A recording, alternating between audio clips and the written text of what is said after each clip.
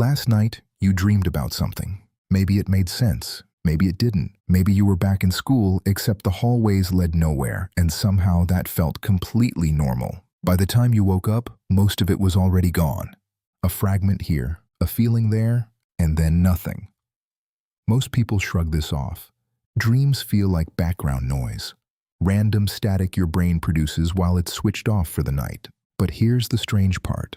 After more than 100 years of research, thousands of studies, and some of the most advanced brain scanning technology ever built, nobody actually knows why you dream. Not for certain. Not in a way scientists fully agree on.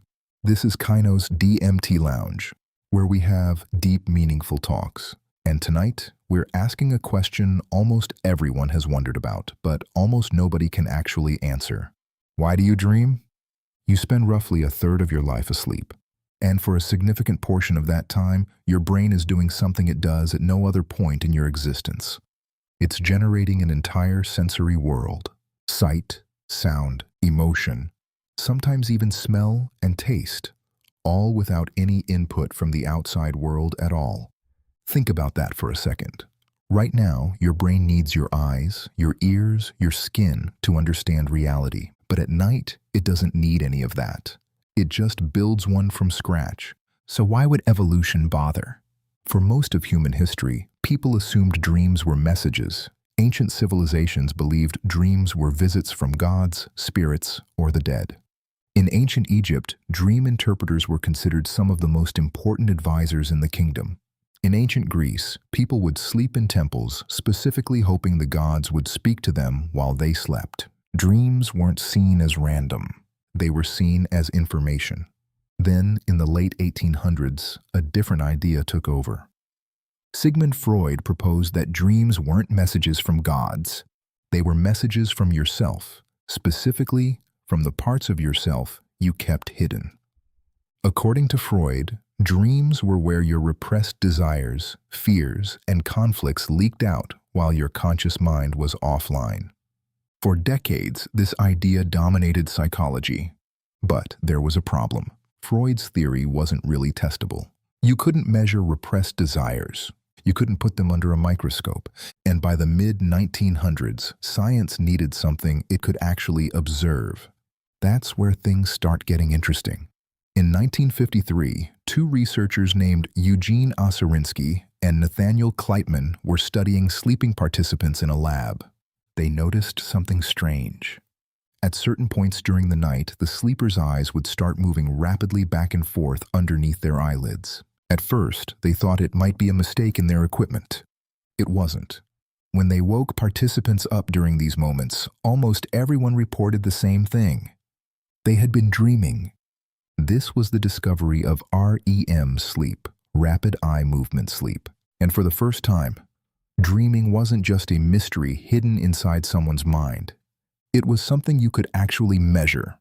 Brain activity during REM sleep looks almost shockingly similar to brain activity while you're awake.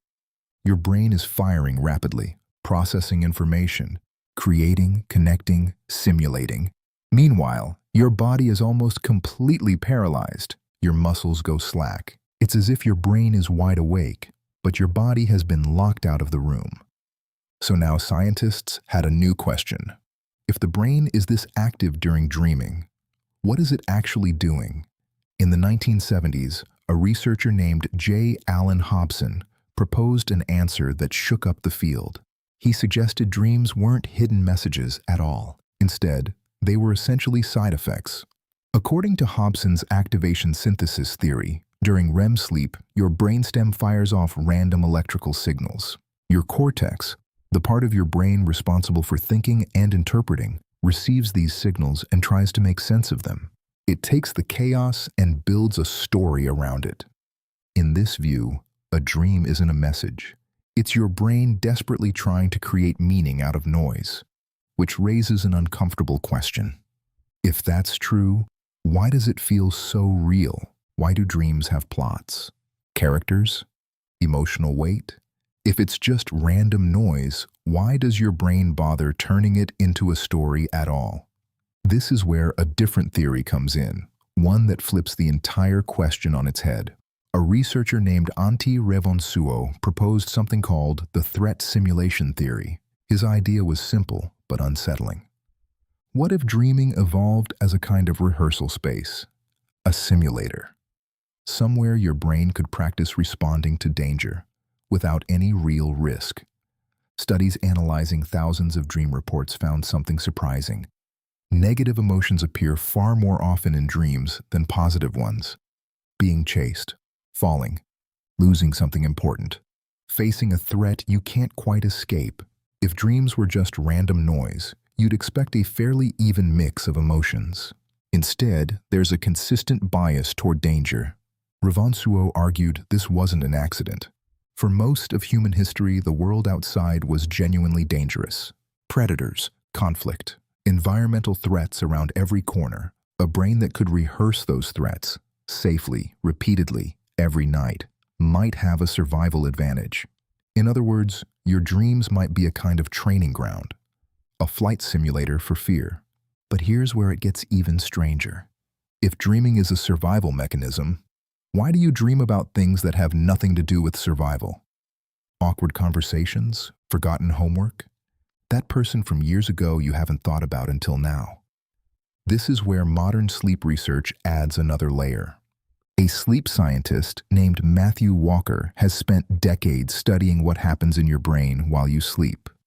His research suggests dreaming, particularly REM sleep, plays a major role in something called emotional memory processing.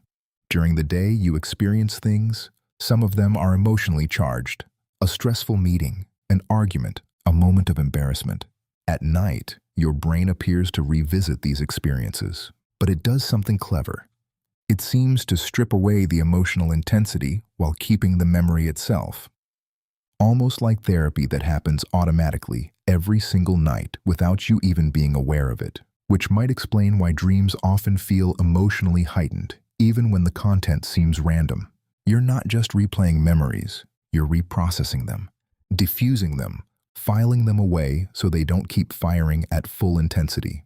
So which theory is correct? Is dreaming a byproduct of random brain activity, a survival simulator for danger, an emotional processing system?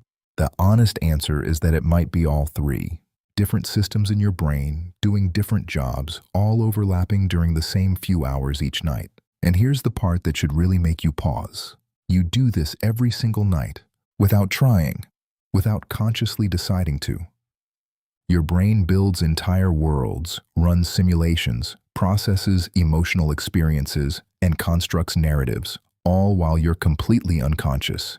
It's one of the most complex things your brain does, and most of the time, you don't even remember it happened.